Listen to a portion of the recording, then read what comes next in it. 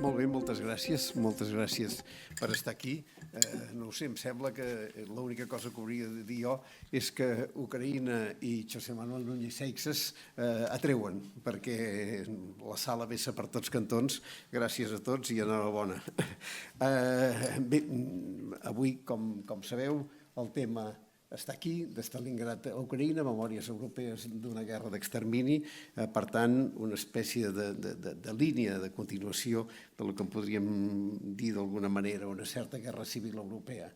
Em sembla que en un moment complicat, en què la confusió reina en el món, com és aquest moment actual, és sempre interessant, abans de voler córrer massa de pressa a pensar el futur, veure com hi hem arribat, perquè les coses no venen soles i segurament els trajectes ens assenyalen camins que, si oblidem el trajecte, són més difícils d'interpretar i d'entendre. I aquest és una mica el sentit d'algunes de les activitats d'aquest any, en aquest cicle que en diem tornar a començar, i especialment d'una conferència com aquesta, que cau, a més, en un dia que tenim notícies en aquest terreny de l'autoritarisme postdemocràtic que està convertint-se en una de les amenaces que corren pel món, per Europa, i no només Europa, per Estats Units, com ja sabíem, i com Brasil, com s'ha demostrat aquest diumenge. José Manuel Núñez Seixas ha estat moltes vegades ja amb nosaltres. Ell es va doctorar en Història a Florència, és catedràtica d'Història Contemporània a Santiago de Compostela, i ha estat en moltes universitats del món, té molt coneixement del món alemany i del món rus, i el seu últim llibre, i molt frapant en aquest moment, és el Volver a Stalingrado, el Frente del Este en la memòria europea. Res més per la meva part. Em sembla que la invasió d'Ucraïna ens ha posat tants interrogants i tantes coses i ens ha vingut a sumar tanta confusió a la confusió, que és interessant el recorregut que ens farà perquè ens entenguem millor nosaltres mateixos la construcció d'aquest present en el que estem, diguem-ne, inquietantment instal·lats. Muchas gracias, José Manuel, por venir una vez más, que no será la última, seguro. Y nada, pues ahora te toca a ti. Molt bé, moltes gràcies, Josep. I abans de començar, voldria agrair una vegada més a l'Escola Europea d'Humanitats l'invitació per vindre per primera vegada aquest any, crec que no serà la darrera, i a més també a tots vosaltres i a totes vosaltres per estar així. Y bé, continuaré en castellà, que ens surt una miqueta millor, empezando por el tema y por el título. Es obviamente de Stalingrado a Ucrania. Es un tanto oportunista, pero es que la actualidad no hace más que recordarnos la omnipresencia del recuerdo de la Segunda Guerra Mundial en general, de lo que en Rusia se sigue llamando Gran Guerra Patriótica, del conflicto germano-soviético, o de la campaña de Rusia o del Frente del Este, todas estas denominaciones, en la geopolítica actual, en las políticas del recuerdo, pero también con consecuencias tangibles. Uno de los argumentos principales de legitimación de la invasión de Ucrania por parte de Vladimir Putin hace casi un año ya, hace 10 meses y medio, fue precisamente apelar a los revisionistas que estaban falseando la historia de la Gran Guerra Patria, del gran esfuerzo ruso por librar Europa del antifascismo, a la banda de fascistas que estaría en el poder en Kiev, etcétera, etcétera, un poco presentándolo como una suerte de continuación simbólica. En su momento liberamos Europa del fascismo, ahora volvemos a liberar a los ucranianos del fascismo. Son palabras, es una construcción de la realidad, es propaganda, pero que sin embargo sigue habiendo gente que le presta oídos y se lo cree. Varias conferencias como esta, a veces no dejo de sorprenderme de lo vivas que están algunas memorias estereotipadas de la Segunda Guerra Mundial, de Stalin como el gran benefactor, poco menos, de Europa, y hemos visto también cuán difícil es gestionar la memoria en tiempos de guerra. Hace unos días, el 2 de enero, hubo una conmemoración más del nacimiento del líder colaboracionista ucraniano, nacionalista, Stepan Bandera, bueno, en Leópolis, Lviv y en otros lugares, sobre todo en Ucrania Occidental. El ministro jefe supremo de las Fuerzas Armadas ucranianas hizo una foto con la efigie de bandera que después se apresuraron a borrar de las redes sociales. A algunos, el viceministro de Exteriores, ahora mismo antiguo embajador en Berlín, Andrei Melnik, pues seguía defendiendo Stepan Bandera como un héroe por la independencia de Ucraniana, una suerte de héroe maldito, y como muchos de sus compañeros de militancia en su momento nacionalista, antisemita y profascista de la Organización de Nacionalistas Ucranianos y del Ejército Insurgente Ucraniano, pues habría sido víctima tanto de los soviéticos como de los nazis. Es una historia compleja, es una historia recurrente, y a pesar de que a algunos nos parecía que, por lo menos en esta guerra, una parte de la opinión pública ucraniana y sobre todo los sectores más apasionadamente nacionalistas, podemos llamar ucranianos, habían aprendido que determinados líderes no eran presentables en Europa Occidental, no eran comprensibles fuera, siguen volviendo a estas inercias, ¿no? Bien, memoria europea de una guerra de exterminio. Hay que decir que la conmemoración de la guerra es tan antigua como la guerra misma, ¿no? Yo utilizo, en el ensayo que comentaba Josep, Volver a Stalingrado, yo utilizo de manera flexible dos conceptos muy del uso en las ciencias sociales últimamente, que son los del lugar de memoria, acuñado por el historiador francés Pierre Nogent, y el de espacio memorial, acuñado a su vez por la historiadora socióloga de la cultura Leida Assmann. Básicamente, cualquier objeto o lugar puede devenir en un lugar de memoria, en un lugar físico o material o inmaterial, al que se le atribuye un significado particular por parte de una comunidad y que tiene unos gestores que a su vez definen en cada momento cuál es el significado de ese lugar, pero lo importante es sobre todo cómo se conmemora y cómo se mantiene vivo en el recuerdo. De ahí que a mí me guste por lo menos la expresión espacio memorial. Un monumento sin conmemoraciones alrededor, sin espacio social, como diría el sociólogo Pierre Bourdieu, es un monumento muerto. Todas nuestras ciudades están llenas de héroes decimonónicos, estatuas a héroes decimonónicos, a grandes generales, etcétera.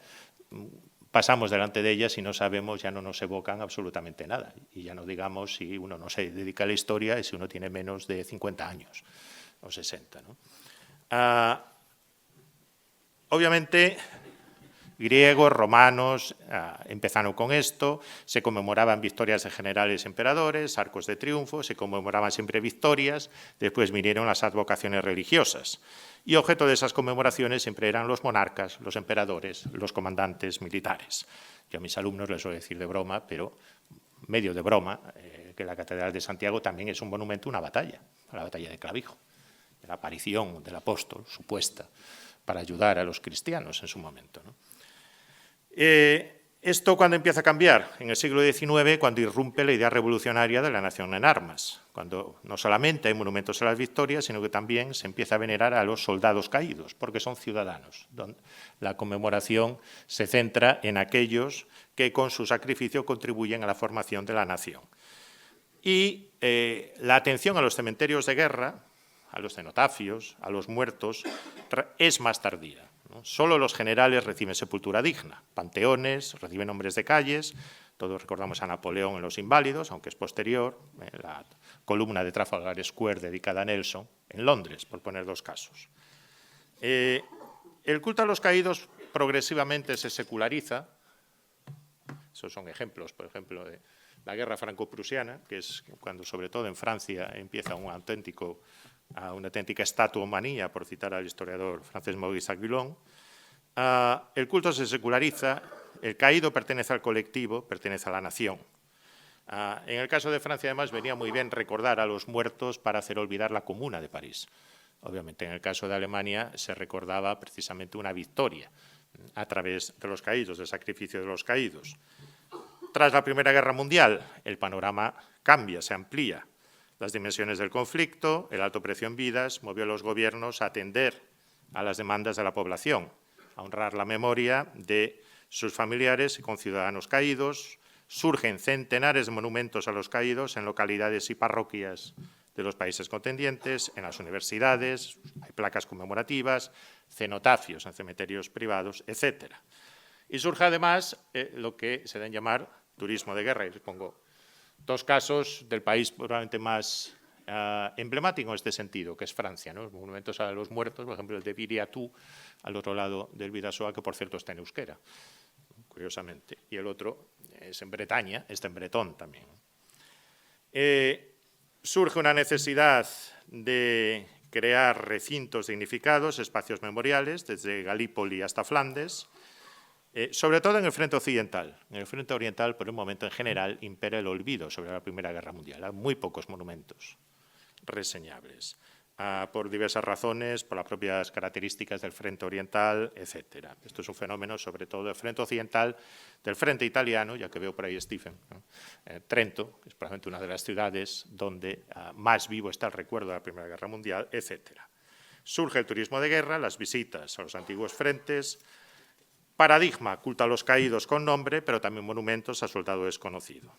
Pero también hay un culto a los héroes, lo que algunos autores llaman el paradigma vertical, culto al héroe. ¿Por qué vertical? Porque hay que mirar hacia él, hay que casi invocarlo, como si fuera un santo. A los ciudadanos soldados distinguidos, tanto vencidos como vencedores. Los vencidos recuerdan los que podemos llamar las victorias perdidas, caso de la Alemania de Weimar, donde a menudo propugnaban la revancha. Muchos monumentos a los caídos en la Alemania de Weimar estaban acompañados de una suerte de sembrador, es decir, que sembraba las semillas de la venganza. Tras 1918, además, hay nuevos actores proactivos, asociaciones de excombatientes. No se toman todavía en consideración, o apenas se toman en consideración, las víctimas civiles, que en algunos frentes ya tienen alguna importancia, sobre todo en el oriental. Los regímenes fascistas, los regímenes totalitarios en general, harán un uso hiperbólico y oportunista de la memoria de los caídos en las guerras mundiales, civiles o coloniales, aparte de sus propios mártires, ¿no? E intentan asimilarlos a la propia cosmovisión. Esto lo hizo el fascismo italiano, que inaugura grandes cementerios de guerra dedicados a los muertos de la Primera Guerra Mundial, grandes sagrarios, estelas, cenotafios. También lo hará el nacionalsocialismo. Podríamos citar también, obviamente, caso particular, pero entroncado en esta tendencia del culto del franquismo a los caídos, ¿no? A sus caídos, obviamente, por Dios y por España. Con la Segunda Guerra Mundial, el culto a la memoria de la guerra se generalizó a casi todo el mundo, pero también se diversificó. Y el caso particular aquí abordado es del Frente Oriental, Guerra Germano-Soviético, Gran Guerra Patriótica. Bien, ¿por qué es un caso particular? Desde mi punto de vista. Primero, por sus dimensiones. Sigue siendo el mayor conflicto terrestre de la historia, ingente número de víctimas civiles y militares, de destrucciones físicas, las extremas condiciones, la dureza de las condiciones de combate. No siguen sin tener parangón en la historia militar clásica. Además, allí no se oponen fascismo contra democracia liberal. Allí se oponen dos proyectos totalitarios de distinto signo, caracterizados por un alto grado de brutalización. El Tercer Reich y sus aliados, pero sobre todo el Tercer Reich, planearon la guerra contra la URSS como una guerra de exterminio de parte de la población eslava, que debía llevar a la esclavización de pueblos enteros, a la colonización de espacios. La idea era crear un imperio colonial en el este, con características distintas a las políticas de ocupación en el oeste. Y eso se puso de manifiesto desde un principio.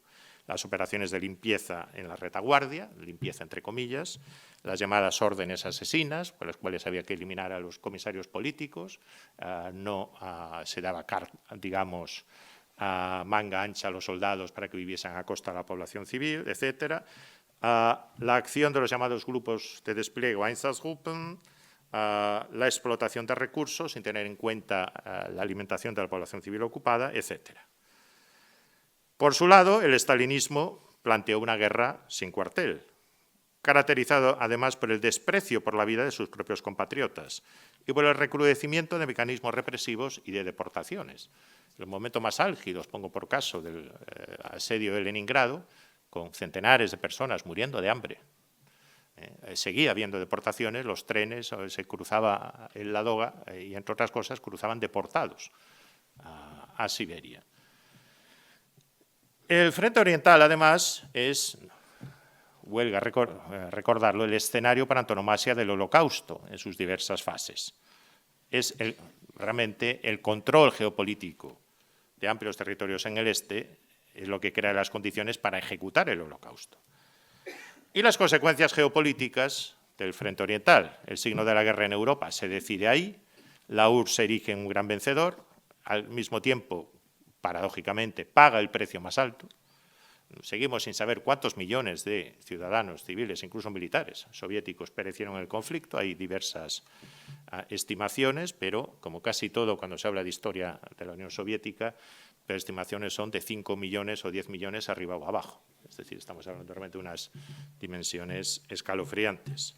Países enteros pasaron de una ocupación a, en la práctica, otra ocupación, con imposición, por diversos métodos, un nuevo régimen político. Con esto no estoy equiparando, ojo, fascismo y comunismo, tampoco estoy equiparando nazismo y estalinismo, pero sí que estoy poniendo de relieve que eran dos proyectos totalitarios, aunque tuviesen matices muy distintos.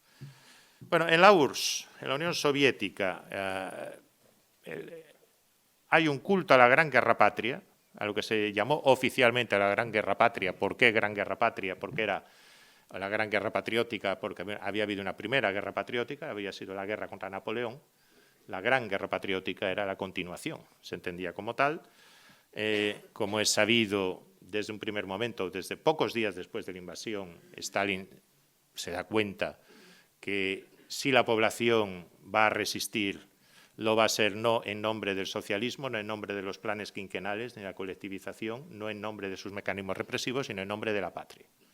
Una patria con diversas gradaciones, en que puede ser la gran patria soviética, después diversas patrias locales.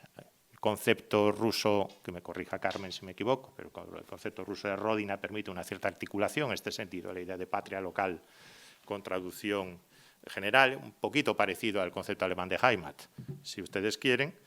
Y la propaganda soviética en tiempo de guerra se llenó de apelaciones a Alexander Nevsky, a los héroes medievales, al Rus de Kiev, a Napoleón, a la resistencia contra los invasores.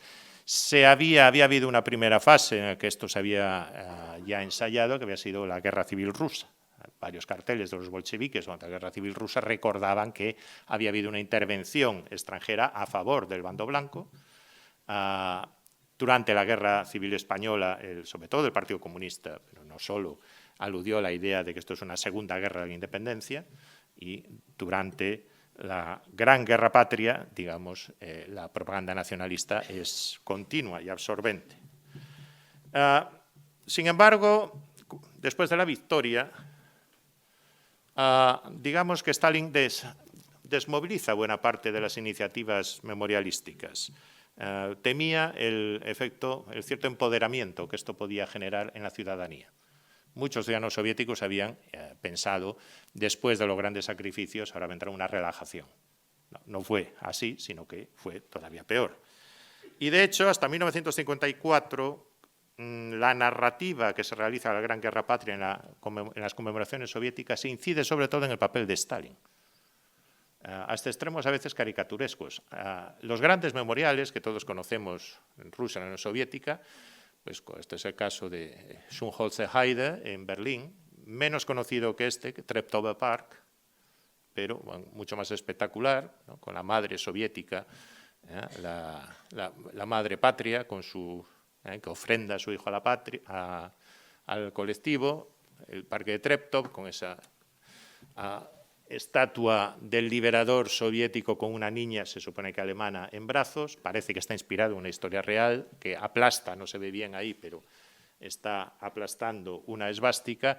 Y los frisos que hay alrededor recrean toda una serie de momentos de esa gran guerra patria. Los partisanos, pues arriba es, por ejemplo, la defensa, la salida de los cadetes de Moscú para defender Moscú en noviembre de 1941, etcétera. Muchos tenían paralelos en la cartelística. Pero, por ejemplo, las películas, hay apenas 3 películas que se refieren a la Gran Guerra Patriótica. Una de ellas, Stalingrado, consiste en un 80%, 70% en imágenes de Stalin en el Kremlin. Stalin dictando siempre lo que hay que hacer. Y además, bueno, se podría hablar mucho de esto, porque Stalin tenía un muy fuerte acento caucásico, acento georgiano, y de hecho declinaba mal algunas palabras del ruso. Todo el mundo recordaba e identificaba el acento de Stalin, e incluso había un actor que era georgiano, que siempre lo representaba, y todo el mundo pensaba en el actor más que en Stalin cuando recordaban Stalin. Pero en esta película se hace doblar por un ruso étnico que además habla como si fuese Pedro el Grande, es decir, un ruso literario del siglo XVIII, ¿no? Se recuerda a los muertos, se recuerda a los caídos, más fuera de Rusia que dentro de Rusia. Es decir, es cierto que hay, Misha Gabovich ha insistido en esto, bueno, que hay iniciativas locales, hay pequeños cementerios, cenotafios en muchos lugares, pero sobre todo los monumentos que se crean, los grandes memoriales que todos conocemos de Alemania del Este, a los 4 durmientes en Varsovia en su momento, el llamado monumento a los guisantes en Hindenburgplatz en Viena, tienen una significación, son ya erigidos en 1945-46 y tienen un cierto significado de aquí estamos nosotros, es decir, esto ahora nos pertenece, es decir, demuestra a los aliados de hasta aquí hemos llegado. Siempre son los héroes, siempre es la madre Rusia que llora a sus hijos, que cumplen con su deber, liberando la patria y parte de Europa del fascismo. Y esto es un leitmotiv de la propaganda soviética, que luego se transmite a la propaganda rusa y llega hasta las películas que se hacen en la Rusia de Putin hasta hace un par de años. Yo siempre digo, no vean películas rusas porque si se identifican con los protagonistas, luego se lleva un disgusto. Los protagonistas siempre mueren, porque el colectivo es más importante que el individuo. Hay muy pocas excepciones, ¿no? Hay un paradigma vertical, como ya dije, no se recuerda a las víctimas civiles, se rememora la victoria, no tanto los sufrimientos de la guerra, por supuesto tampoco las secuelas de la guerra. Por ejemplo, las terribles hambrunas de 1946-47, que se cobran la vida de unos 2 millones, algunos dicen más, de ciudadanos soviéticos. Y Stalin es el gran glorificado, como ya dije, sobre todo en el cine. En cambio, el culto a la guerra disminuye desde 1947. La famosa fiesta del 9 de mayo, el desfile, ahora siempre conmemorado por Putin, pasan a un segundo plano. Pasa a ser uno de los muchos festivos soviéticos, pero que eran día laboral. Que eso de un festivo que es día laboral no deja de ser una paradoja, ¿no? Como ya dije, Stalin temía el empoderamiento de los soldados que volvían victoriosos. Y tras la muerte de Stalin, con Khrushchev y Brezhnev, lo que se impone es una narrativa nacionalista y patriótica, la idea de que fue el pueblo soviético, bajo la conducción del Partido Comunista, no de Stalin, quien ganó la guerra al invasor y quien libró Europa del fascismo.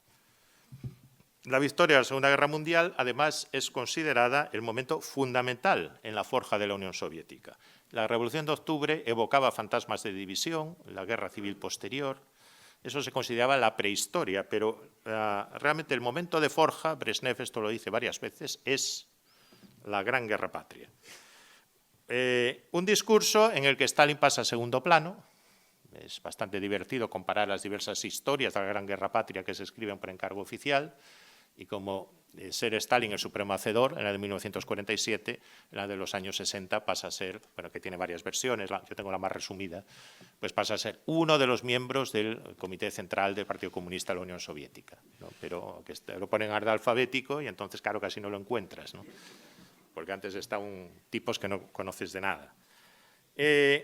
Naturalmente, hacer esta lectura implicaba, no obstante, una cierta justificación indirecta del régimen stalinista, porque se venía a decir la Unión Soviética ganó la guerra por su esfuerzo, por su sacrificio, pero también por la superioridad de su sistema político y económico.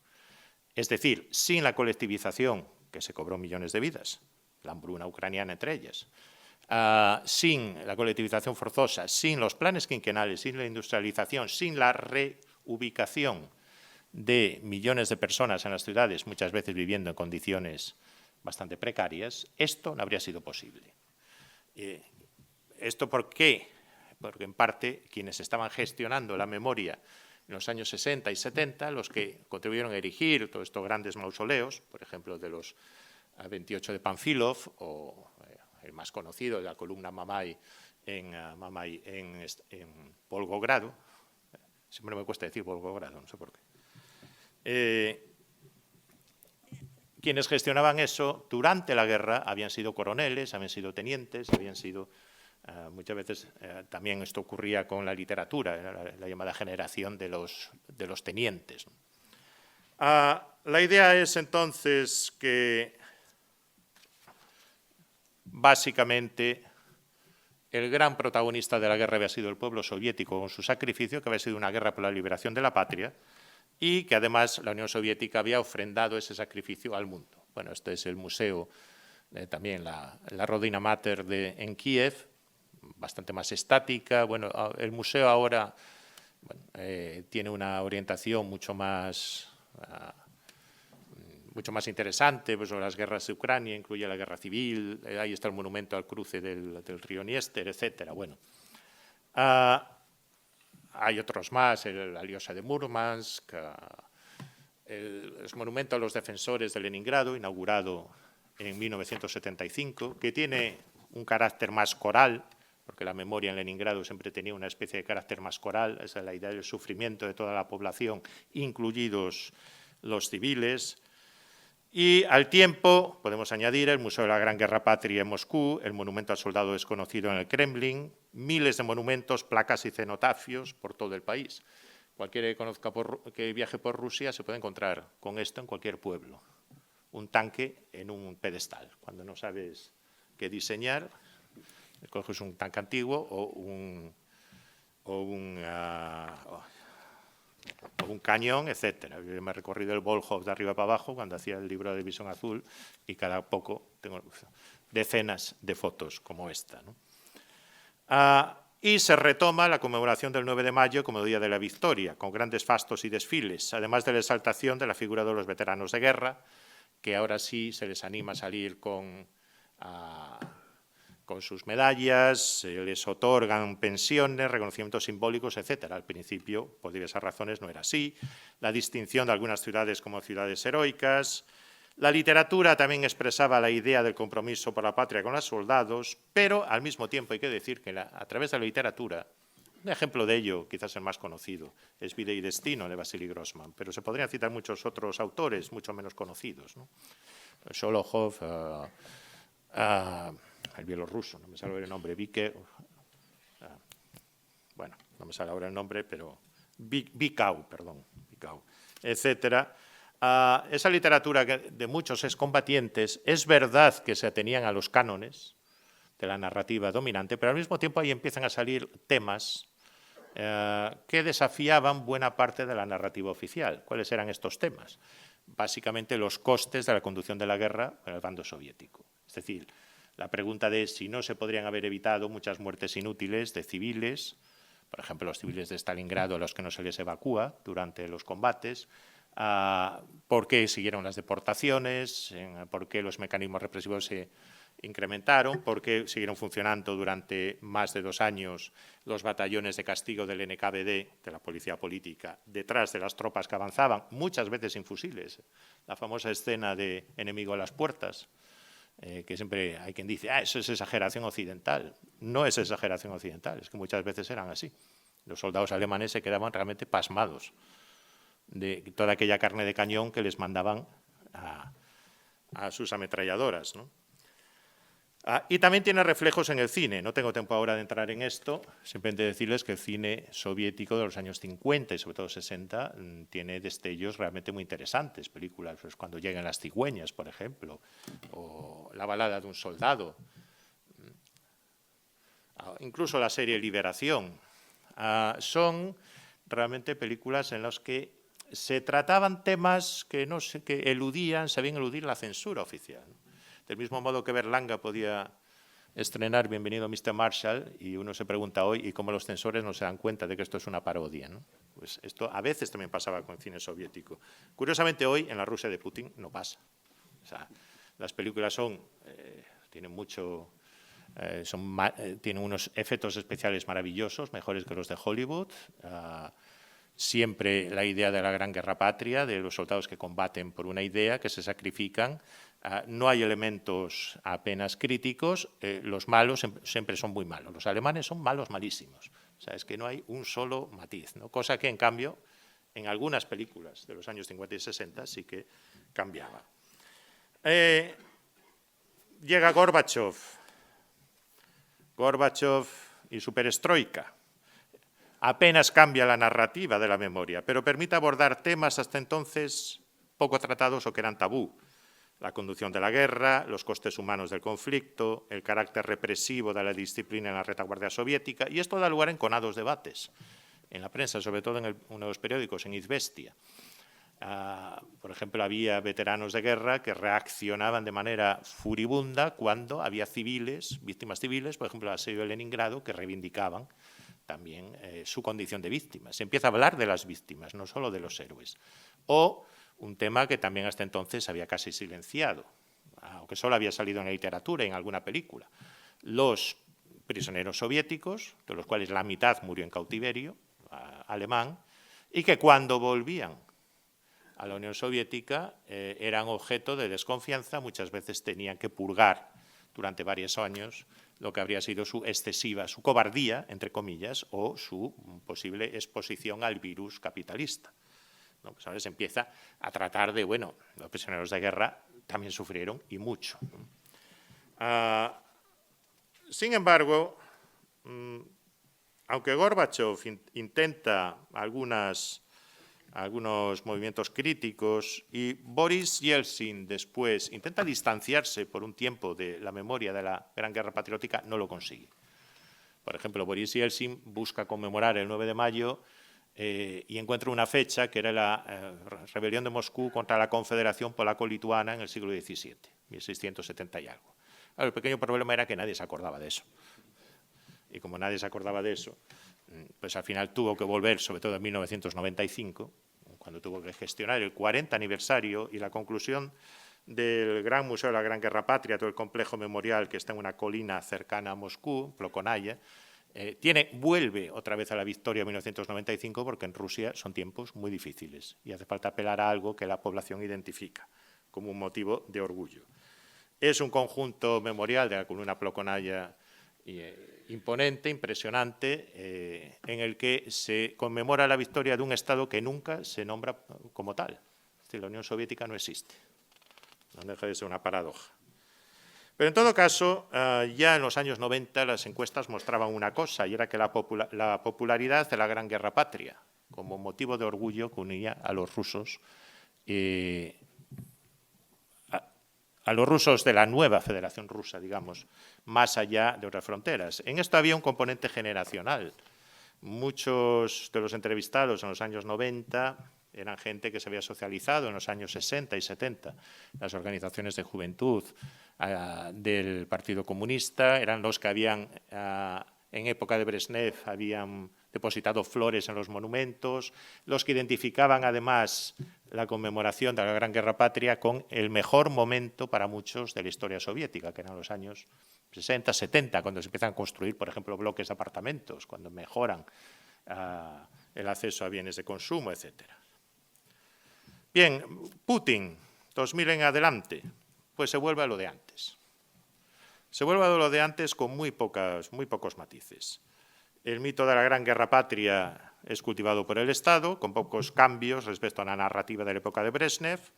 1945, gran gesta del pueblo ruso, por extensión soviético, nostalgia de la Unión Soviética, por supuesto, y además liberación del fascismo en toda Europa. Se rehabilitan toda una serie de símbolos soviéticos de manera progresiva, por ejemplo, la bandera con la hoz y el martillo roja pasa a ser denominada bandera de la victoria, se puede exhibir el día de desfile del 9 de mayo, también una serie de símbolos del Ejército Rojo.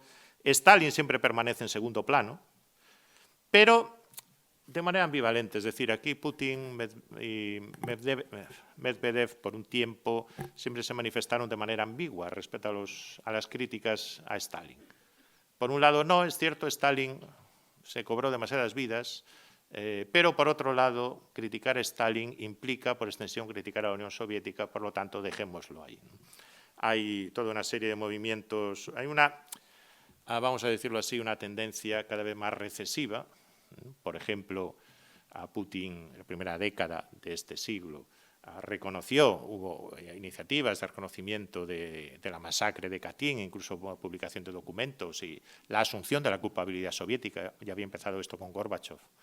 La matanza de Katyn en 1943, como es sabido, de varios miles de oficiales polacos que fueron ejecutados por la policía política soviética. Esto lo descubren los alemanes en el 43, y esto siempre da, obviamente lo utilizan propagandísticamente, incluso Ernesto Jiménez Caballero se va allí y escribe aquellas cosas que escribía, ¿no? Que si Oriente le huela a Marruecos y cosas así. Durante 45 o 50 años, todo el mundo sabe lo que ha pasado en Katyn, particularmente en Polonia, pero nadie lo dice. Hay una película de Andrzej Wajda muy expresiva en este sentido. Después se reconoce, después Putin pasa a decir, bueno, de acuerdo, sí, estuvo bien, pero hablemos de otra cosa, no hablemos del pasado. Eso que gusta tanto a algunos por aquí, ¿no? Sobre todo en Madrid, vamos. No hablemos del pasado, y ahora ha vuelto a la teoría de eso fue un montaje alemán. Es decir, los documentos en el KGB tal, pamplinas. No, eso ha sido un montaje alemán. Esto como en otros aspectos. Se mantiene un paradigma heroico. Son siempre héroes que combaten y mueren por el colectivo los que se veneran en las películas. Es cierto que hay una cierta nivelación. Las películas soviéticas, las películas rusas recientes, por ejemplo, Stalingrado 2013, el Tigre, el Tigre 2018, etcétera, siempre se busca,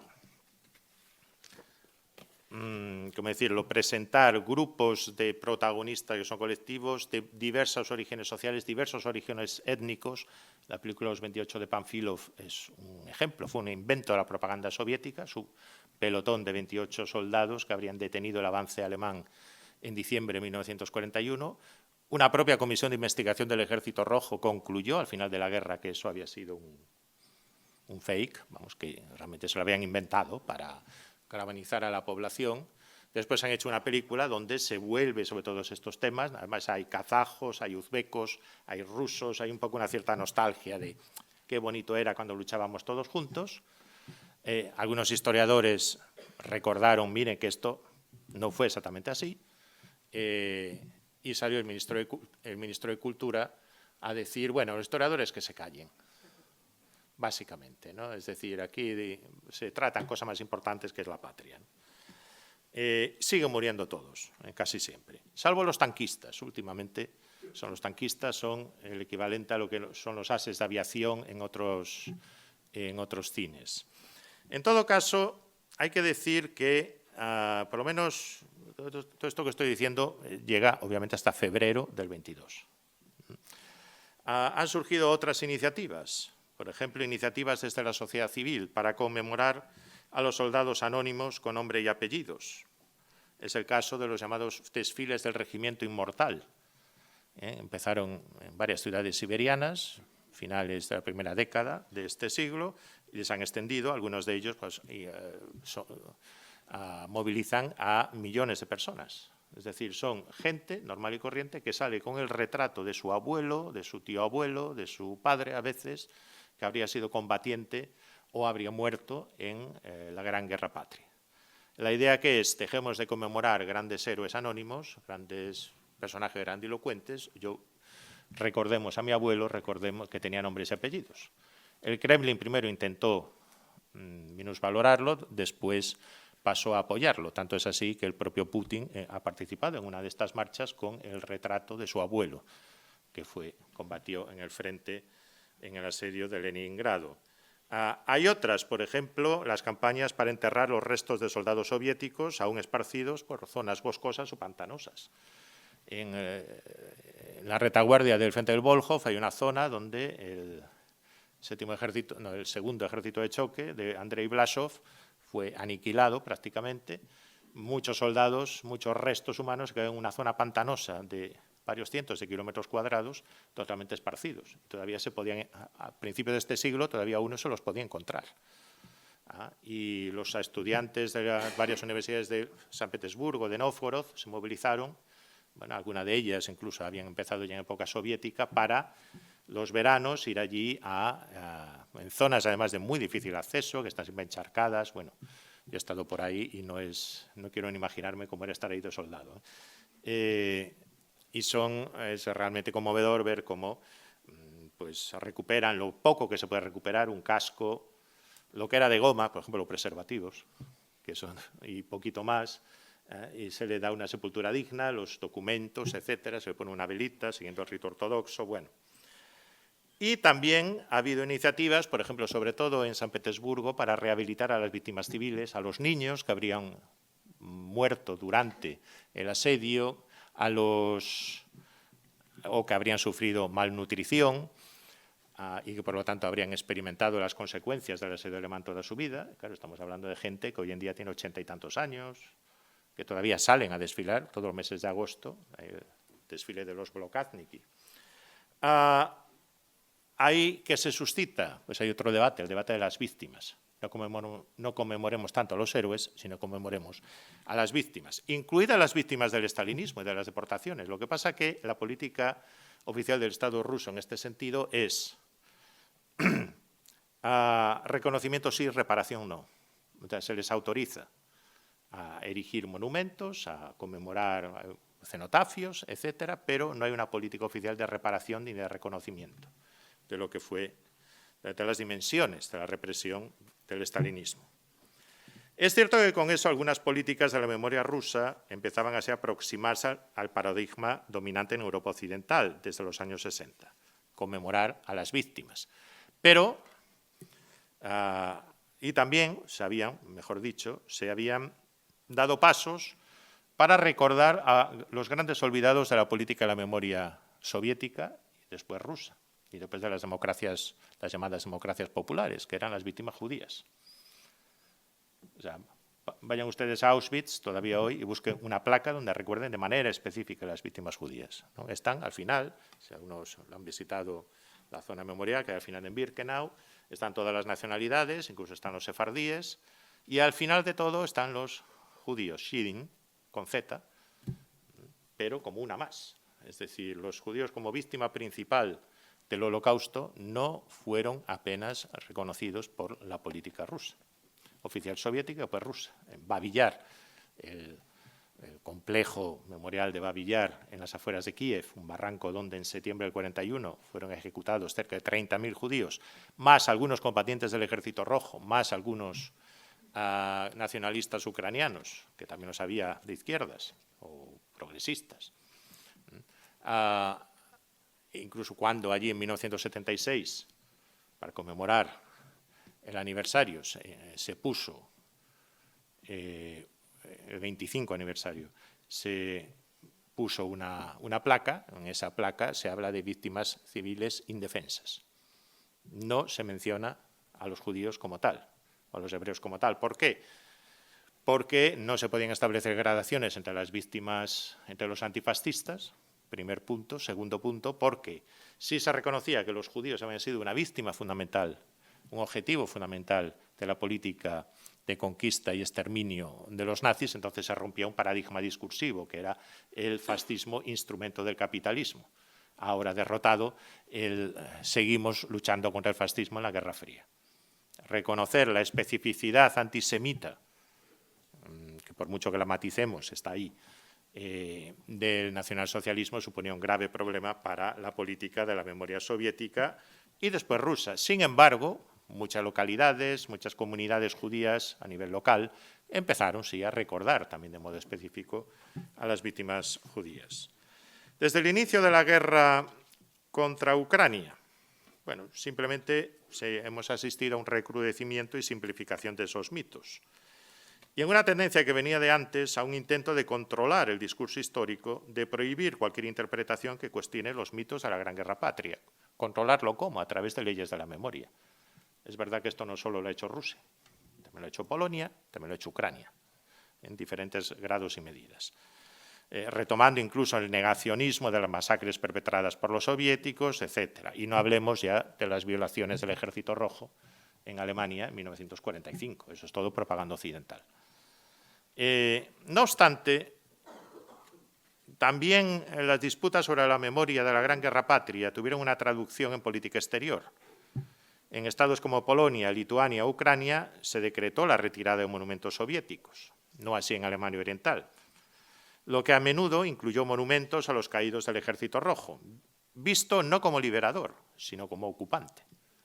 Claro, en Alemania Oriental, por ejemplo, era muy usual, si se habla con amigos germano-orientales y se les pregunta, oye, ese monumento al liberador soviético que ibas a poner flores, ¿no?, con tu pañuelito azul de los pioneros, te dice, sí, esos liberadores hijos de puta, que les llamaba mi abuela. No, esos violadores hijos de puta, o sea, se llamaba así, el monumento al... Sin embargo, que hay que decirlo, como resultado del compromiso en 1995 entre Yeltsin y Helmut Kohl, en Alemania Oriental sí que se mantienen todos esos monumentos. En Polonia, por ejemplo, los han eliminado completamente, ¿no?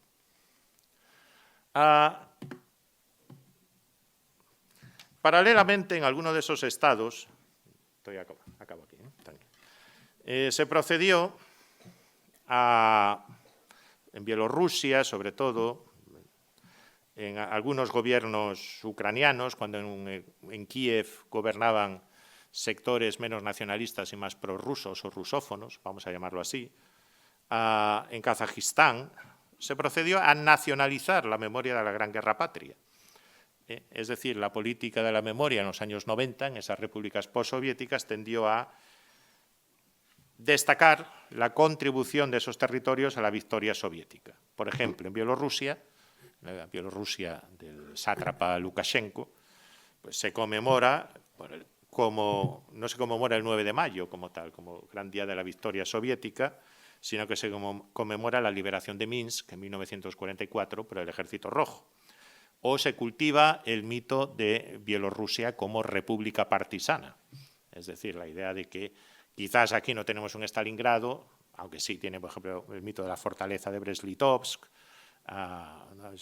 incluso hay películas sobre el tema y un gran monumento, pero sobre todo la idea de que nos autogestionamos como república partisana, es decir, la resistencia en la retaguardia, sobre todo bielorrusa.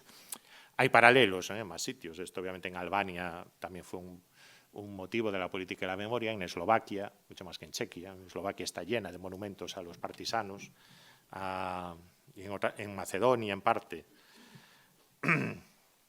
Pero los sectores más nacionalistas tendían a recuperar la memoria de los nacionalistas anticomunistas, que, salvo en Polonia, a menudo colaboraron, bueno, salvo en Polonia más o menos, pero en fin, digámoslo así, salvo en Polonia, colaboraron con los ocupantes alemanes o perpetraron masacres contra civiles y judíos. El caso más conocido, obviamente, más actual, la Stepan Bandera. Ese monumento es en Tarnopil, simplemente pone a Stepan Bandera, héroe de Ucrania. Ahí ven las dos banderas, la bandera de Ucrania, esa bandera rojinegra, que algunos de mis estudiantes me dicen que hacía ahí Lafay, pero... Bueno, Lafay se inspiró en Néstor Magno, un anarquista ucraniano en su momento. Esa era la bandera de la OUN, porque es rojo y negro, la tierra negra de Ucrania, y el rojo de sangre, Blut und Boden, pensamiento, claramente la OUN se alineó con el nuevo orden hitleriano, aunque después se lo tomaron en serio, que les iban a conceder una suerte de independencia en forma de Estado satélite, como a los croatas o a los eslovacos, y los alemanes reaccionaron internando a Stepan Bandera en un campo de concentración, en Sachsenhausen. De hecho, las representaciones de bandera, esto sería todo un tema, pero, en fin, las representaciones de bandera siempre lo presentan con un aspecto demacrado. Lo presentan con un aspecto demacrado porque es el bandera que salió de Sachsenhausen, ¿no? Que está, por lo tanto, equiparándolo a una víctima del nazismo. Bandera, es cierto que hay todo un debate en la historiografía sobre Ucrania acerca de la participación de las unidades de la OUN y de la UPA en masacres contra judíos, contra ucranianos prosoviéticos, contra partisanos soviéticos, y muy particularmente, perdón, las masacres en Volinia en 1943 contra campesinos polacos. Hay una película polaca muy buena, pero muy dura, se llama precisamente Volin, Volinia, que causó un gran revuelo en las relaciones polaco-ucranianas y cuyas escenas de violencia son realmente feroces, porque en parte se trató se trataron de matanzas perpetradas por nacionalistas ucranianos, pero los alemanes, que eran los ocupantes y miraban aquello desde la distancia, impusieron como condición no se usan armas de fuego. Con lo cual las armas fueron hoces, guadañas, etc. Bien, el caso más conocido, como digo, es en Ucrania, donde de manera regular, y parece que hace unos días se ha vuelto a repetir estas escenas, hay ese tipo de homenajes ante los monumentos a bandera. Eso no, como resultado de la ley de descomunización 2015, cuyo inspirador principal fue un historiador, el antiguo, que llevaba el Instituto de Historia del Movimiento Nacionalista en Leópolis y que después fue diputado. Se retiraron todos los monumentos soviéticos o que recordaban al pasado soviético en Ucrania, una retirada que fue casi total en 2019. Sobre todo miles de estatuas de Lenin. ¿Qué se hizo con las estatuas de Lenin? Pues sobre su molde muchas veces se le puso la cara de Stepan Bandera, utilizando el abrigo de Lenin, sobre todo en Ucrania occidental. En Odessa fueron unos cachondos y dijeron, pues vamos a hacer un monumento a Darth Vader.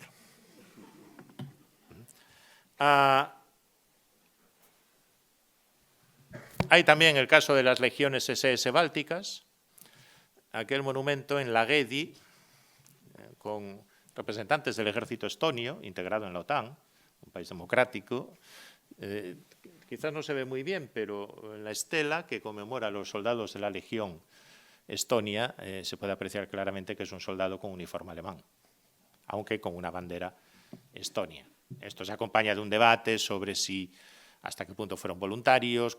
Es cierto que muchos eran también soldados conscriptos, que no tuvieron más remedio, etc. Pero es todo un debate tanto en Letonia como en Estonia.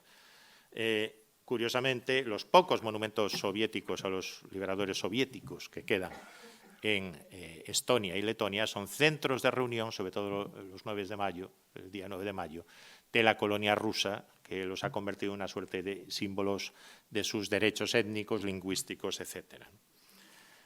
Sigue habiendo un olvido, los hebreos como víctimas principales del Holocausto.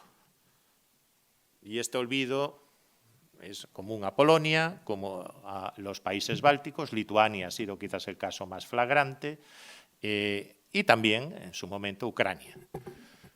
¿Cuál era la narrativa? Bien, la narrativa venía a ser, los judíos estaban ahí, fueron víctimas, pero no eran de aquí. No eran connacionales, no eran patriotas. Esto en Polonia se ve muy claro. Los estudios, por ejemplo, de Christine Heinemann lo han mostrado, que como la narrativa durante la época soviética era Polonia víctima, liberadores soviéticos, los judíos están ahí, pero no eran de aquí en el fondo. Después de 1990 la narrativa es los nazis malos, los soviéticos mucho peores, pues se quedaron más tiempo, y los judíos pues estaban ahí, pero siguen sin ser de aquí. Vayan a ver el Museo del Levantamiento de Varsovia. Es cierto que en los últimos años ha habido otras iniciativas memoriales, el Museo de los Judíos de Varsovia, pero el Museo del Alzamiento de Varsovia se cita una única vez el alzamiento del gueto. Va todo sobre agosto del 44. Y es cierto que hubo la Armia Krajowa, el ejército interior polaco, es cierto que apoyó en parte al levantamiento del gueto, pero también es cierto que había bastantes resabios antisemitas entre muchos de sus comandantes. Es un tema incómodo, por lo tanto, se evita. ¿Cómo se ha recuperado en parte la memoria judía en Polonia, al igual que en Ucrania, al igual que en los países bálticos? A través de la historia local y a través del turismo. Si viajan a Cracovia hoy en día, básicamente hay mucho de la lista de Schindler, lo que se toca por la calle, etc. Es verdad que el éxito cinematográfico de la lista de Schindler contribuyó a que muchos gobiernos locales asumiesen que los judíos habían sido una parte de su historia local y que, por lo tanto, de su patrimonio. venían visitantes, etcétera, y eso les permitía colocarse en un contexto más amplio. Y esto ha funcionado en Cracovia, esto ha funcionado en Lublin, esto ha funcionado en Łódź, esto ha funcionado. En cambio, en Leópolis sigue sin funcionar, ¿eh? Cuando estuve hace unos años, nadie o casi nadie sabía, bueno, hay Philip Sands y otros también han hablado de esto en sus libros, del desconocimiento profundo que existe sobre el pasado judío de alguna de esas ciudades. En otras, como en Dnipro, antigua Dnipropetrovsk, Odessa, etcétera, las comunidades locales judías han contribuido a recuperar esa memoria, han financiado monumentos, etcétera. Y quizás, bueno, pensaba contarle muchas más cosas, pero lo voy a dejar aquí.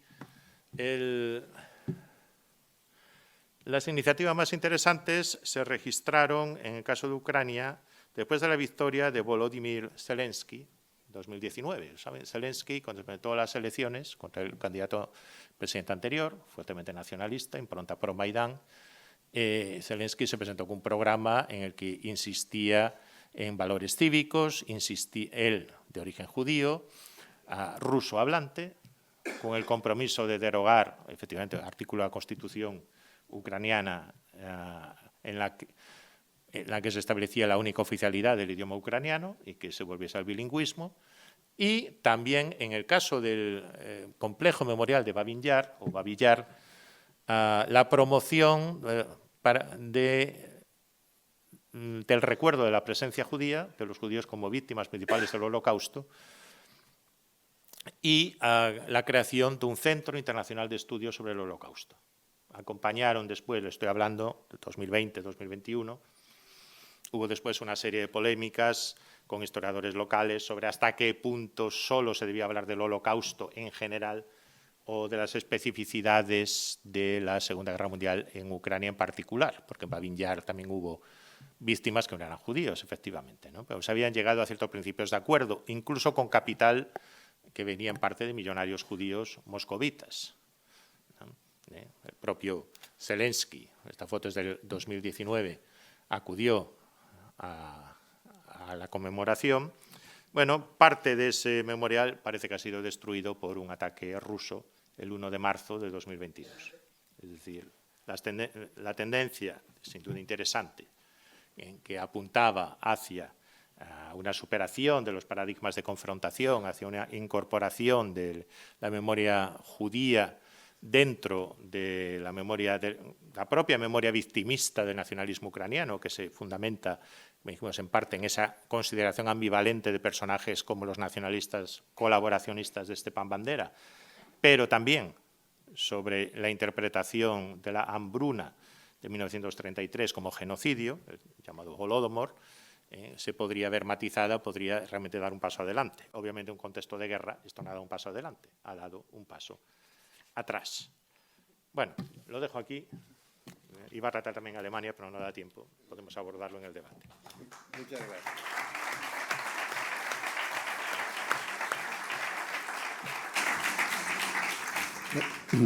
Un par de cosas antes de pasar a las preguntas de quien quiera formularlas.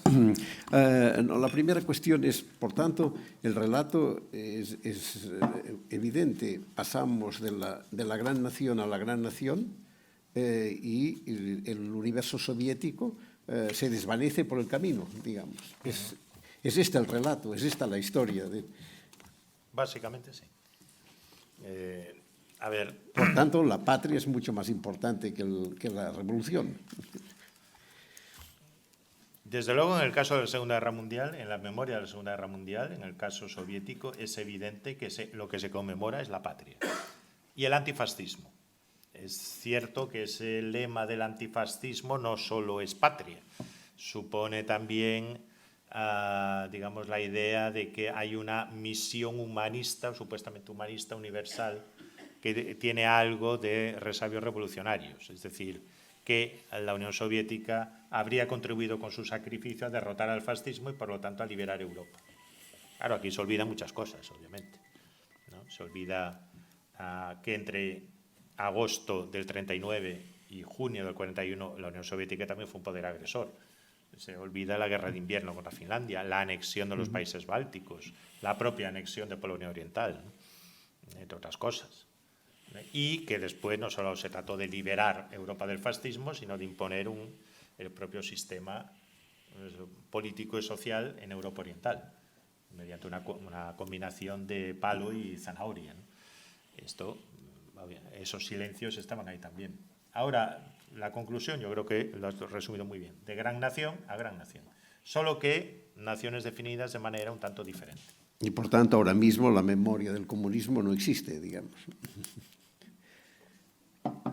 Yo creo que existe más fuera de Rusia que dentro de Rusia. Existe una memoria nostálgica del movimiento comunista internacional que no es exactamente la Unión Soviética y que partía de una idealización y una visión exterior, obviamente muy alimentada por la propia propaganda de la Unión Soviética, pero eso sí que ha tenido una capacidad de pervivencia mucho mayor, creo yo, que el propio comunismo dentro de Rusia, donde lo que se recuerda sobre todo es la guerra como momento de victoria, no de un sistema político-social, sino de un país, incluso muy arraigada en el tejido familiar. Es muy interesante y tengo la sensación de que nunca se habla mucho de ello y tú lo has planteado en algunos momentos. Bueno, en los años 60, para decirlo rápido, como por otra parte en otros lugares del mundo, hay un momento de distensión que de alguna manera Khrushchev representa, ¿no? Y se desvanece inmediatamente.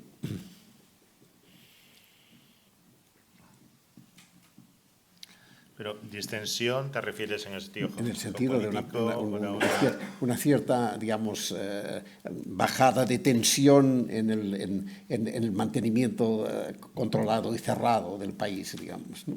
Es el final del estalinismo. Sí, es el y es un momento, ¿no?, que parece que hay un tránsito hacia algo, y este tránsito finalmente vuelve a la situación no anterior. A ver, yo no soy un sovietólogo, pero lo que he leído es que en parte Khrushchev sabía aquello que quería dejar atrás, pero no tenía muy claro a dónde quería ir.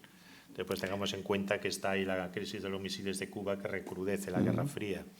Es verdad que muchos mecanismos represores del régimen stalinista se suavizan, aún así los deportados en Siberia, etcétera, muchos de ellos tardan años en ser liberados, ¿no? Es decir, fue un proceso entre que muere Stalin y el famoso informe secreto, entre comillas, del 20 Congreso del PQS, pasan 3 años. Desde esos 3 años, digamos, la distensión es muy gradual, ¿no? Y sí que es verdad que en todo lo que se refiere al control cultural hay una enorme relajación.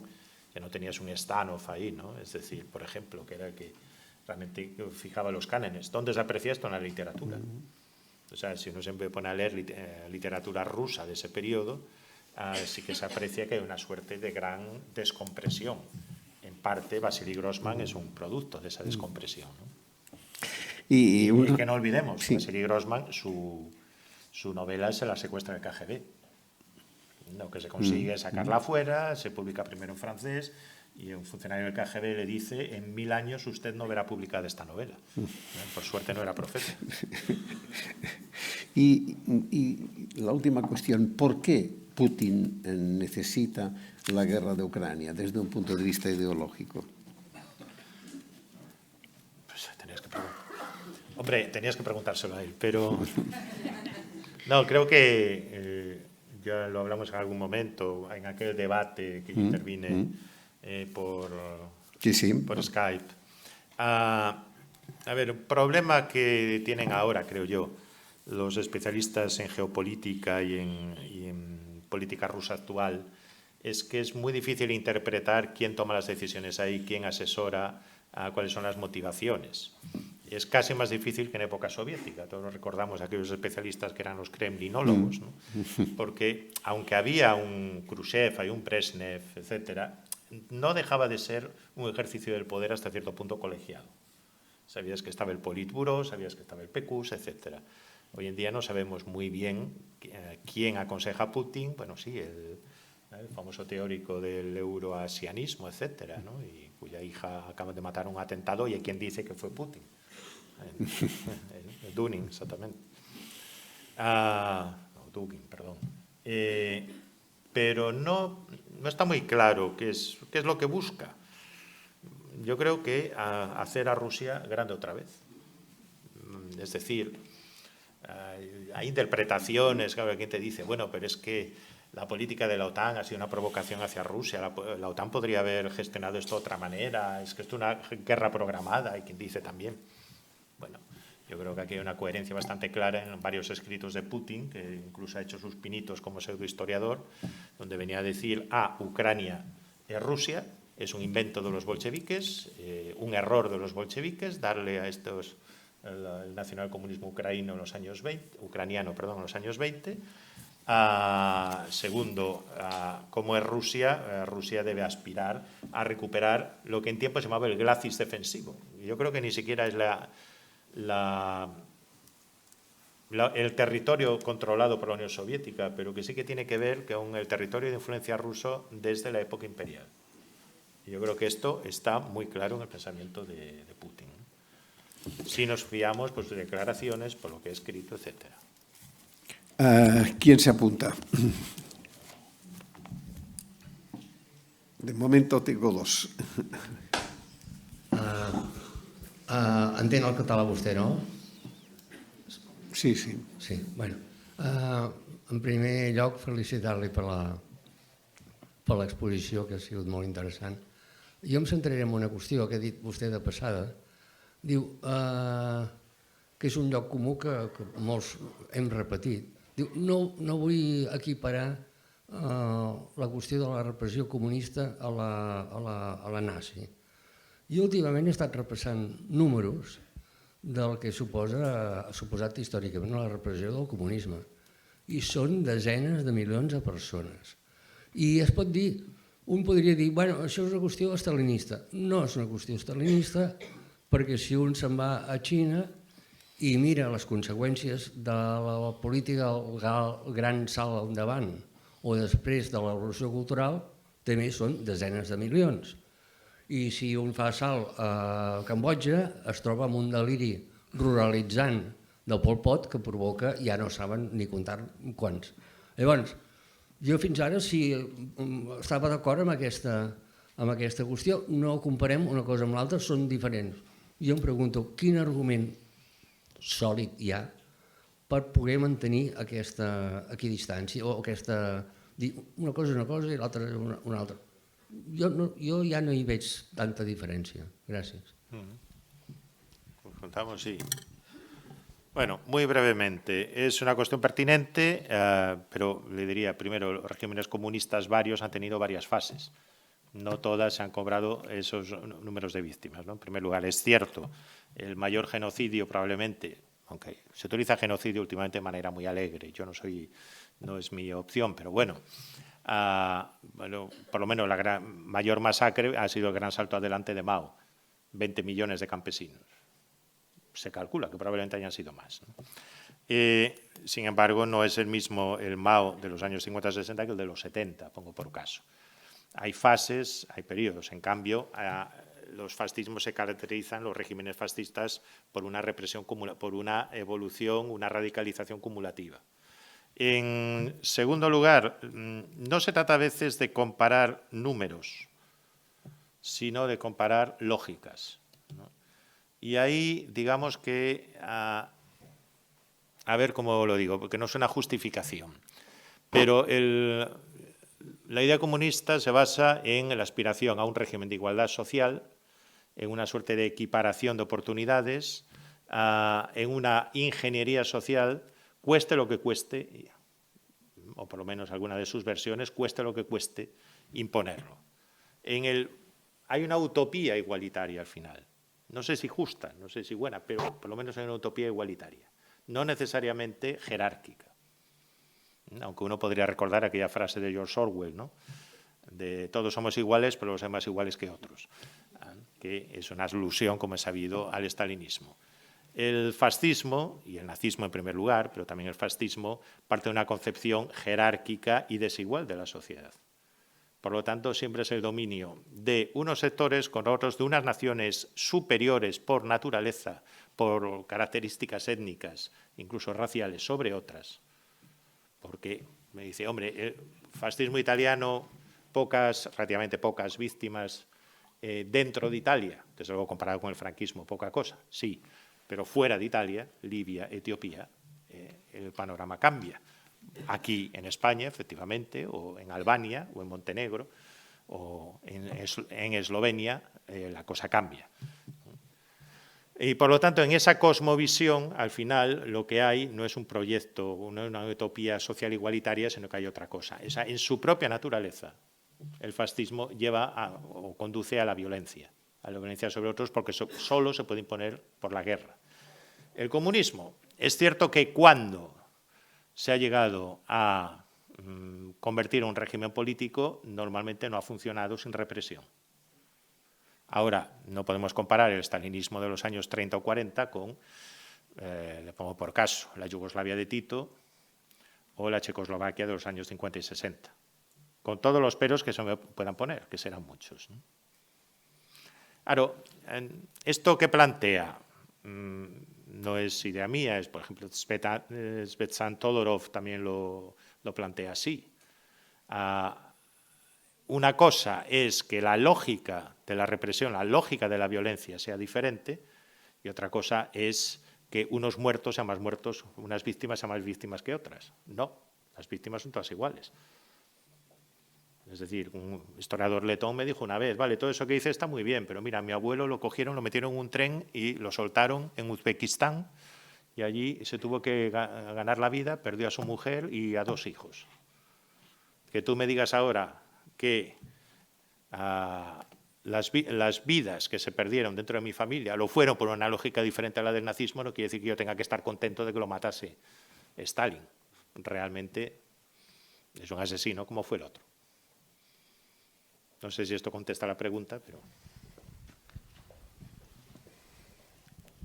Bé, jo volia plantejar, bueno, com a comentari, si tal vegada, més que dir que la continuïtat és de la gran nació, no podríem parlar del gran imperi, el gran imperi, perquè penso que aquest sí que és un element de continuïtat de l'autoconcepció de Rússia com a imperi continental, i penso que això també segurament pot ajudar a entendre quin paper juga, quan dèiem allò per què Putin necessita atacar a Ucraïna, potser també hi és això.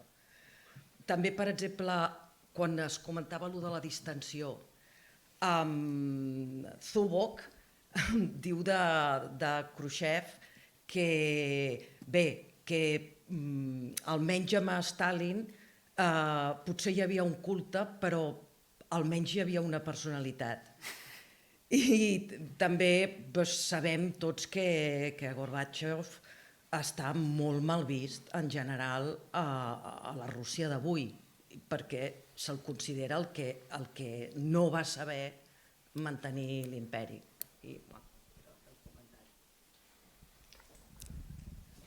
Contesta. Sí, totalmente de acuerdo. Hombre, hay una matización aquí. El nacionalismo ruso es una cosa es el ruso, otra cosa es el pan ruso. Entonces, ahí entramos en... No es exactamente nacionalismo ruso étnico, sino una suerte de pan ruso que es más pan eslavo, vamos a llamarlo así, ¿no? Y entonces Putin y otros proyectos imperiales rusos se movían un poco en esa onda. Claro que es el problema que tiene, es que es paternalista hacia naciones eslavas que también quieren afirmar su propia entidad y que son vistos como pequeños rusos, como rusos blancos, etcétera, etcétera, ¿no?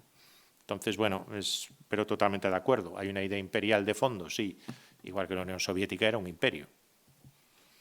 Era un imperio, pero que se basaba en una tradición anterior y que lo encubría con una retórica que eludía hablar de imperio, ¿no?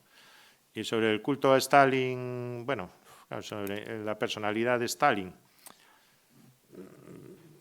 yo creo que Stalin, las biografías que lo han tratado, siempre yo creo que han resaltado ese doble carácter de Stalin, como una mezcla de bandido caucásico e intelectual autodidacta, ¿no? y que quizás era lo que más lo definía, pero al mismo tiempo pues era lo que tiene que ser un dictador, un dictador sin escrúpulos. Ahí todos sabemos, bueno, es conocida, ¿no?, la historia, los días de locura de Stalin, cuando a Stalin lo sorprende la invasión alemana. Él no esperaba que Hitler le traicionase de esa manera. Soldados alemanes que se habían pasado al enemigo el día anterior, porque eran comunistas, etcétera, habían informado de los planes. Después el jefe allí de puesto llamaba a Moscú y le decía, no, fusílelo, es un provocador. Es decir, no pudo, realmente se vio sorprendido por eso. Hay unos días en que está desbordado. Y él decide irse a su dacha y a Kuntsevo y dejar a todos sus colaboradores que se apañen sin él. Hay quien dice, fue unos días de locura. Es decir, que Stalin realmente se deprimió y se fue y se retiró a primera línea. Hay otros que opinan, bueno, más o menos les lanzó un órdago. Decía, gestionad esto sin mí. No duramos ni 3 días. Y al final nadie se atreve a mover un dedo porque todos piensan, este hijo de su madre está esperando que alguien mueva un dedo para ejecutarlo por traidor. Pero de algún modo sí que había esa idea de que sin Stalin no salimos de esta. Hacia dónde saldremos serà otra cosa. Sí. Hola, bona tarda. Jo volia preguntar si la guerra patriòtica serveix com a element per distingir les nacions eslaves de l'Europa occidental en la memòria, l'ús memorialístic de la guerra, si ara que Ucraïna està intentant virar cap a Europa i intentar presentar-se com una continent europea, si estava havent-hi alguna tendència en aquest sentit de polítiques de memòria que poguessin construir la guerra com un mite europeïtzador diferent de com s'ha utilitzat en el context de tots els pobles eslaus. De la part d'Ucraïna. Sí. Bien, creo que es una pregunta pertinente. Desde luego, mi impresión es que Putin ha contribuido más a reforzar el sentimiento de identidad nacional ucraniano que 30 años de políticas de la memoria siempre oscilantes, que ha contribuido mucho más a superar las reticencias o el posible foso que pudiese existir entre ucraniano hablantes y ruso hablantes, entre Ucrania occidental, mucho menos rusificada en el pasado, menos nostálgica de la época soviética, y la Ucrania central y oriental. La confrontación contra una agresión, le podemos llamar como queramos, pero es una agresión pura y dura, una invasión además clásica, ha contribuido a cementar mucho más la identidad ucraniana que 30 años de políticas de nation building, de construcción nacional del gobierno de Kiev, que siempre han oscilado entre esos dos polos, ¿no? Entre el polo más nacionalista, más ucraino, ¿cómo llamarlo?, ucrainófono y más rusófono, ¿no? Para mí hay un ejemplo muy claro, la ciudad de Kharkiv o Kharkov. Kharkiv en ucraniano, ¿no? Kharkiv tiene una memoria muy particular de la Gran Guerra Patria. Es una ciudad que cambió de manos varias veces en la Segunda Guerra Mundial. Siempre ha habido un orgullo, fue declarada después ciudad heroica, una ciudad con un orgullo muy claro de haberse distinguido precisamente en la guerra, 99% rusófona, bueno, de ahí era Khrushchev, de hecho, o de ahí cerca, vamos. Había más de 100, era un parque temático, igual que Volgogrado también lo es, pero en Kharkiv es un auténtico parque temático de la Gran Guerra Patriótica. Había más de 100 cenotafios, estatuas, monumentos, etc. Durante el Euromaidán fue una ciudad que se opuso a lo que llamaban despectivamente la Junta de Kiev, se opuso a la ley de descomunización hasta el último minuto, intentaron mantener la estatua de Lenin. Llegan los tanques rusos, que yo creo que esto es uno de los grandes errores de Putin, no tengo nada que lo muestre, pero yo creo que es uno de los grandes errores, confundir rusófono y rusófilo. ¿Y qué hacen? Pues Kharkiv resiste como habían resistido los alemanes. Y yo creo que eso no lo esperaban los invasores. Es decir, una cosa es ser rusófono, admirar a Pushkin, etcétera, lo que tú quieras, y otra cosa es dejar de ser ucraniano. Es decir, querían ser ucranianos, pero a su manera, y no que se lo impusiesen. Bueno, en primer lugar, muchísimas gracias. Entiendo y me parece bastante evidente, ¿no?, que una de las conclusiones a las que se puede llegar de tu conferencia es que desde el punto de vista ruso no ha habido una resignificación memorial ni monumental, digamos, de la memoria de la Segunda Guerra Mundial, ¿no? Y en esta, digamos, triangulación en la que se suelen mover, digamos, los movimientos memoriales, sobre todo cuando tienen una fuerte connotación nacionalista, ¿no?, que suelen pasar de bueno, en fin, memorias heroicas a memorias a veces victimarias, casi nunca pasan por la tercera fase, que es la de presentarse como verdugos, ¿no? Desde luego es bastante evidente el caso, como lo ha señalado en Rusia.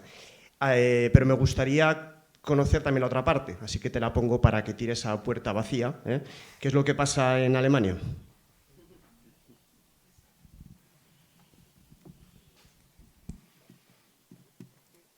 Bueno, ¿qué pasa en Alemania? Hasta los años 70, básicamente, ahí imperaba el olvido. El olvido y la idea del Adolf que Adolf. Es decir, los nazis habían sido una minoría que había enajenado la voluntad del pueblo alemán.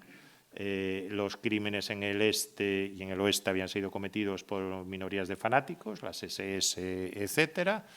Y básicamente los alemanes eran víctimas por partida triple.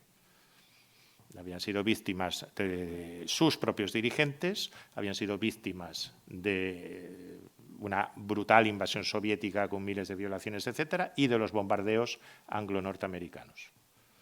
¿Y qué cabía hacer ante eso? Pues distinguir entre el pueblo de a pie y una minoría de dirigentes nazis que se consideraba más o menos, de vez en cuando había judíos y tal, había juicios, perdón, y tal, pero que ya habían sido juzgados en Nuremberg y otros procesos. La justicia transicional en Alemania, ¿quién la hace? La justicia retributiva básicamente la hacen los aliados, con algunas excepciones.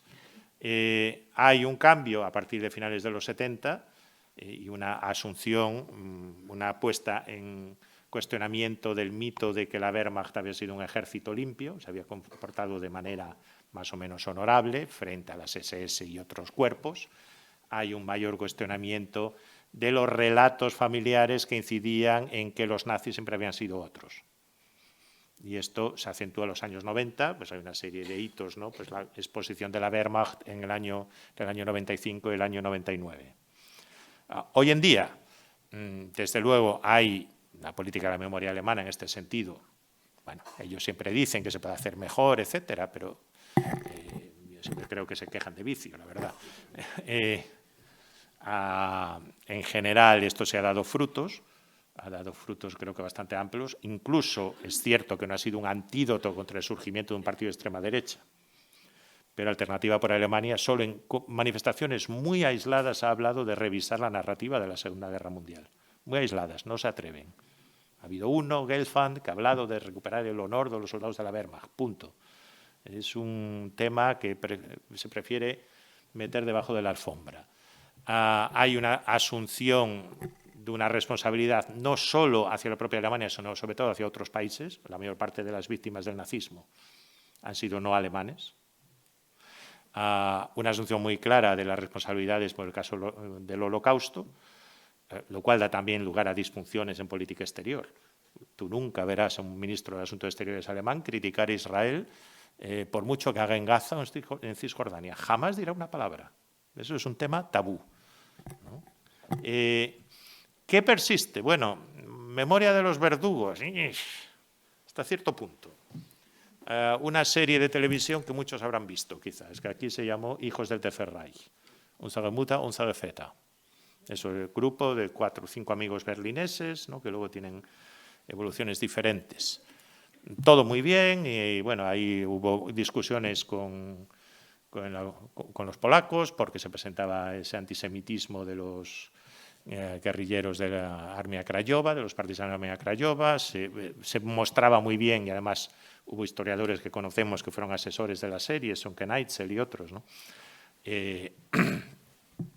Ahí se refleja la orden de los comisarios, los Einsatzgruppen, la brutalización en el frente, el que es un descreído que al final se convierte casi en un asesino.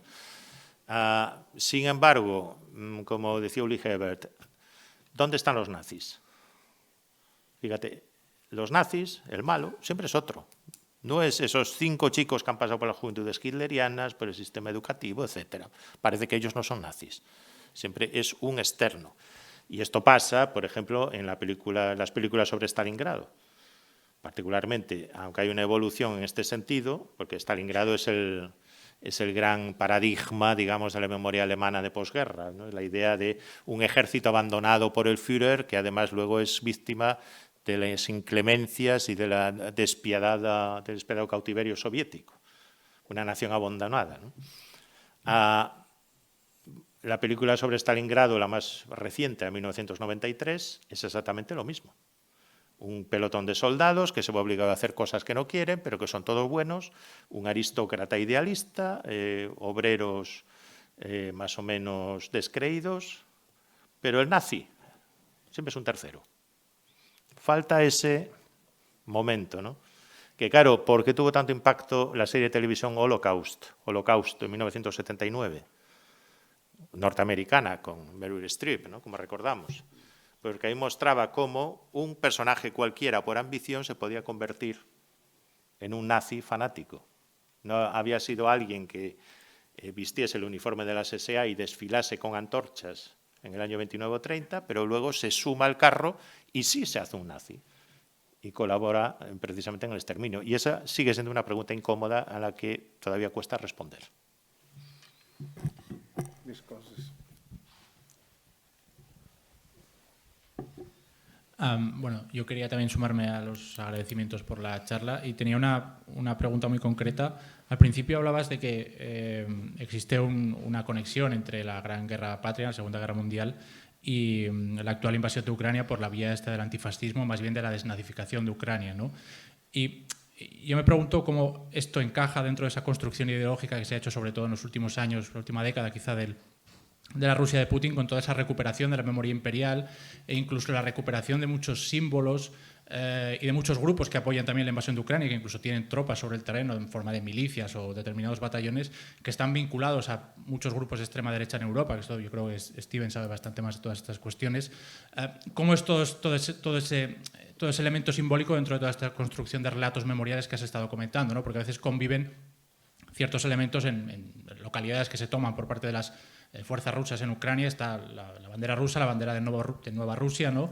Las repúblicas del Donbass, y luego hay una bandera de la victoria comunista que convive con símbolos imperiales, que convive con elementos de inspiración rúnica, quizás con símbolos de la extrema derecha europea. En fin, ¿cómo convive todo esto dentro de esta cuestión memorial que comentabas en la charla, ¿no?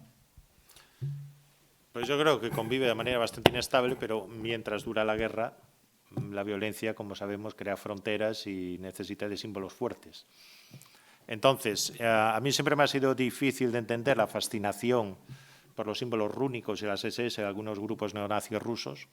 Hay grupos de rock, en fin, son conocidos, es un fenómeno europeo, incluso polacos, pero ellos siempre lo interpretan con que en el fondo los nazis no querían exterminar a los eslavos, sino solo a los judíos, y por ahí se encuentran por el tema del antisemitismo, etc.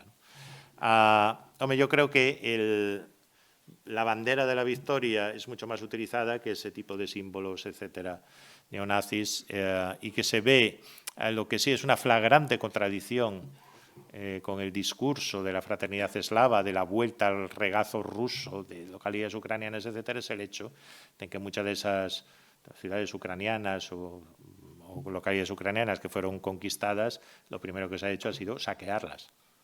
Directamente, un país, recordemos, Ucrania tiene una renta per cápita inferior a la Federación Rusa. No era lo de los soldados del Ejército Rojo cuando llegan a Prusia Oriental y ven las granjas de los campesinos alemanes y reaccionan con rabia porque piensan, pero si estos viven tan bien, ¿por qué demonios nos tenían que invadir? No, o sea, estaban invadiendo territorios que en muchos casos eran más pobres que Rusia, aunque también se que muchos de estos soldados vienen de lugares más bien pobres de la propia Rusia.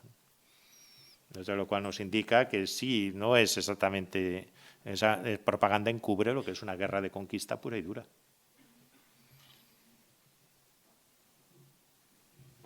Hi ha alguna cosa més? Ho deixem aquí? Molt bé. Muchas gracias, José Manuel. Y hasta la próxima.